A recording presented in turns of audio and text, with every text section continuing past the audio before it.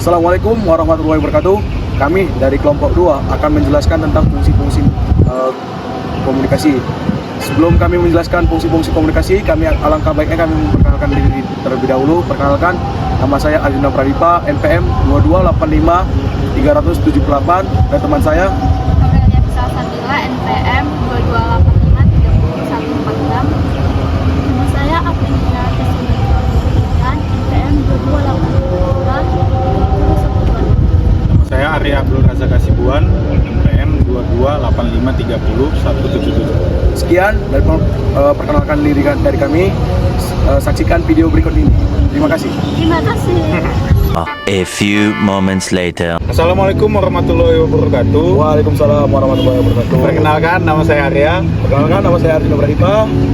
Kami dari kelompok 2 kelas B1. Hari ini kami akan berbicara tentang fungsi-fungsi komunikasi. Jadi apa-apa aja sih Jun fungsi-fungsi komunikasi? Fungsi komunikasi itu ada 4. Yang pertama fungsi komunikasi sosial, yang kedua ada fungsi komunikasi ekspresif, yang ketiga itu ada fungsi komunikasi ritual, yang keempat itu ada fungsi komunikasi instrumental. Oke, fungsi komunikasi sosial. Apa itu fungsi komunikasi sosial? Fungsi komunikasi sosial itu sangat penting untuk membangun konsep diri, akulturasi diri, dan untuk kelangsungan hidup kita. Contoh-contohnya? Contoh-contohnya itu seperti kita menyapa dengan orang lain, melakukan kontrak sosial dengan indera mata kita, dengan ekspresi diri, nada suara, dan gerak tubuh kita.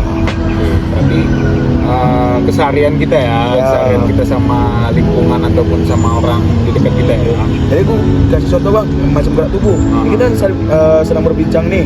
Jadi gerak tubuh itu kita main, macam kita mengekspresikan diri kita gimana gitu kan. Gerak tubuh, ekspresi kita. Ini kan saat kita berbicara ini kan kita dengan ekspresi senyum, bahagia gitu kan, dengan apa itu. Kalau misalnya dengan nada suara itu ya nada suara kita sendiri atau tinggi rendahnya nada suara kita. Terus dengan indera mata itu macam kita menunjukkan suatu tempat. Pastinya kita menunjukkan suatu tempat dengan mata itu, mata kita dengan tertuju dengan tempat tersebut. Misalnya aku melihat hotel itu, pasti kan hotel itu kan dengan mata sendiri aku gitu kan. Menunjukkan berarti ya. Iya benar. Oke, terus ada fungsi komunikasi ekspresif. Apa itu fungsi komunikasi ekspresif? Komunikasi ekspresif itu bertujuan mempengaruhi orang lain dengan upaya menghadirkan makna sesuai dengan apa yang dirasakan seseorang ketika menuangkan dalam sebuah pesan ekspresif yang kemudian dibicarakan dan dipahami oleh objek komunikasi sehingga melahirkan suatu tindakan. Iya. Berarti komunikasi ekspresi nih berarti. Iya. Contohnya gimana tuh?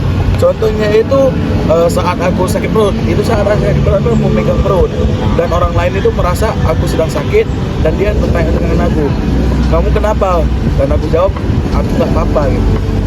Jadi ekspresif kan berarti kan kau tadi menunjukkan misalnya perut sakit. Iya gitu. benar. Berarti kan para yang mendengar atau yang mengetahui itu berarti ada timbul rasa simpatik nih. Iya betul. Jadi kayak nanya atau dia berbuat sesuatu. Iya. Padahal kau tuh sebenarnya nggak ngomong, cuman ekspresi aja sih, macam megang perut gitu. Masuk ke komunikasi ekspresif. Terus ada fungsi komunikasi ritual. Apa itu fungsi komunikasi ritual? Fungsi komunikasi ritual itu merupakan fungsi komunikasi yang digunakan untuk pemenuhan jati diri manusia sebagai individu dan kelompok. Oke.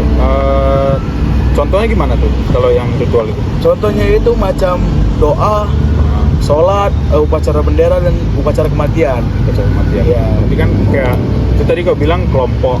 Berarti contohnya misalnya kita nih sebagai bangsa Indonesia 17-an nih. Iya benar. Mengibarkan bendera merah putih untuk menghargai dan menghargai jasa-jasa pahlawan kita yang sudah gugur di medan perang untuk merebut kemerdekaan Republik Indonesia. Oke, berarti di momen-momen tertentu ya. Iya, fungsi komunikasi ritual ini. Terus ada fungsi komunikasi instrumental. Apa itu fungsi komunikasi instrumental?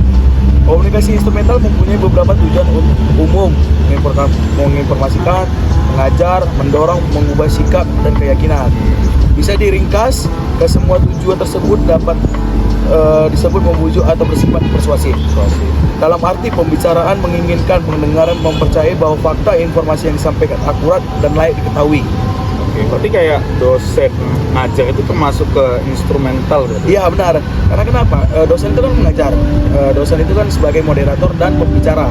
Karena kan apa yang disampaikan ke materi yang dia disampaikan disampaikan beliau, kita kan menerima dengan baik gitu dari dosen tersebut. Jadi dia memberikan informasi Iya, atau benar. mengajak para pendengarnya itu. Iya.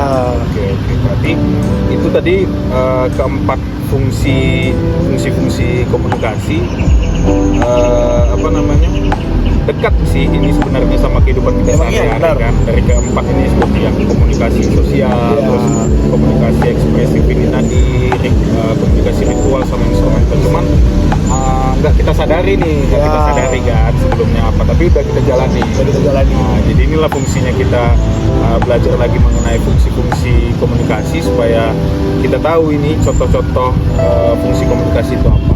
Nah, jadi mungkin ini aja yang bisa kami sampaikan mengenai fungsi-fungsi komunikasi. Mohon maaf bila terjadi banyak kekurangan dari kami. Sekian, assalamualaikum warahmatullahi wabarakatuh. Waalaikumsalam warahmatullahi wabarakatuh. Mbak iya sing full senyum saya